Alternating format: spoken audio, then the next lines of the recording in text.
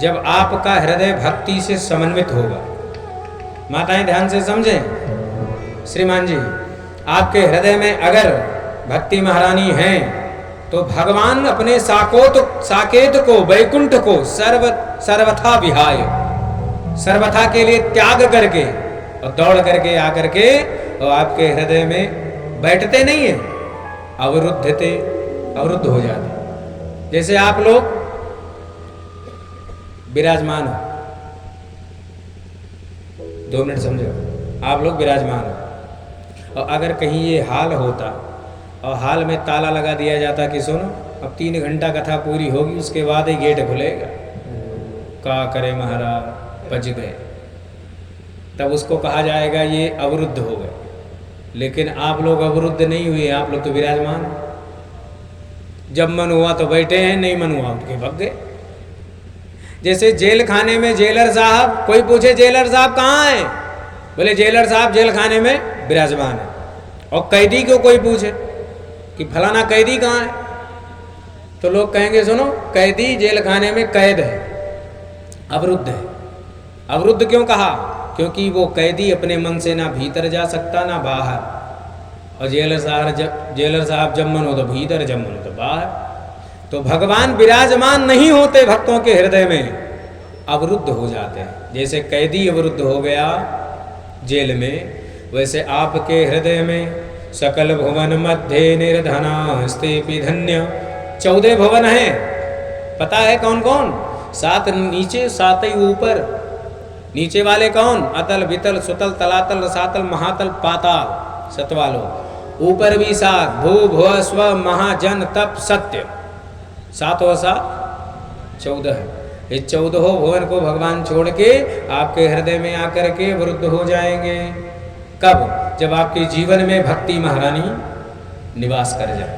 भक्ति महारानी का काम क्या है? बोले अपने जिंदगी के मन के जितनी गंदगी है वो सब साफ कर देती है। माताओं को साफ सफाई करना बहुत बढ़िया आता है, पुरुष भाइयों को तो उतना नहीं आता, लेकिन माताओं को अच्छी तरह आता है। तो भक्ति महारानी ने भी जैसे आपके हृदय में आई कि आपके अंदर के जितनी भी गंदगी है, काम क्रोध मोह मद ईर्ष्या द्वेष छल कपट, ये इतने भरे पड़े हैं, इनको साफ करने का काम किसका है? भक्ति महारानी। इस प्रकार से भक्ति ज्ञान वैराग्य महात्म की कथा से सुन करके महाराज हृष्ट पुष्ट हो गए, स्वस्थ मस्त हो गए। नारद जी ने कहा वाह महाराज आपने तो गजब कर दिया। लेकिन नारद जी ने कहा ये बताओ आज तक कलयुग में एक से एक बड़े बड़े पापी पड़े हैं, तो क्या उन पापियों का पाप भी धुल सकता है?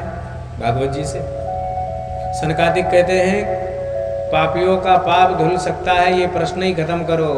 हम तो कहते हैं जिसने पाप के अलावा जीवन में कुछ भी न किया, जीवन पर पर्यंत केवल पाप ही किया हो और जीते जी ना सुन सके कथा, मरने के बाद भी सुन ले तो वो परम पावन बन जाता है।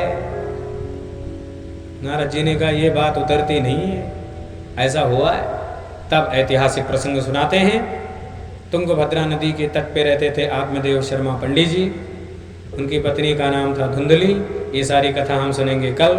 अब आइए संकीर्तन करेंगे। और आप लोग सभी भक्तों से निवेदन है कि समय अनुसार समय निर्धारित किया गया है, 7 बजे से कथा प्रारंभ होगी, तो आप लोग समय से पधारें।